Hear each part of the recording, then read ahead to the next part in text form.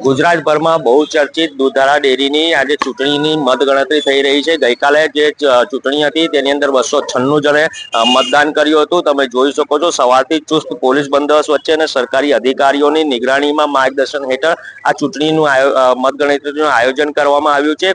1000 કરોડનું ટર્નઓવર ધરાવતી આ દૂધધારા ડેરી છે તેની ચૂંટણી થઈ હતી। ગઈકાલે ચૂંટણી થઈ હતી। બે દિગ્ગજ ભાજપના જ નેતા આમને સામને પેનલો લઈને ઉભા હતા।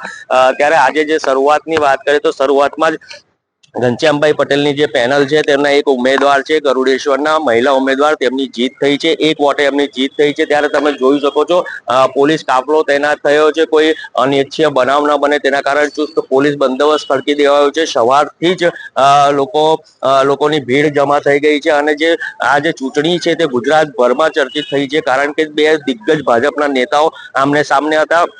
ઘનશ્યામભાઈના ઉમેદવારોને ભાજપ દ્વારા મેન્ડેટ આપવામાં આવ્યું હતું, ત્યારે અરુણસિંહ બાપુનો જે પેનલ છે જે ઊભી રાખવામાં આવી હતી તેમને મેન્ડેટ નહોતું મળ્યું, તે છતાં પણ એ લોકોએ જે છે તે ચૂંટણીમાં ઝંપલાવ્યું છે। ત્યારે આવનારા સમયની અંદર એટલે થોડાક જ કલાકમાં આ જે ચિત્ર છે તે સ્પષ્ટ થઈ જશે। કયો દિગ્ગજનું ભાવિ નક્કી થશે ને કયો દિગ્ગજ ની જીત થશે તે જોવું રહ્યું। રાકેશ ચોમલ, સહયોગી વીરેન્દ્ર પાટીલ સાથે કનેક્ટ ગુજરાત, ભરૂચ।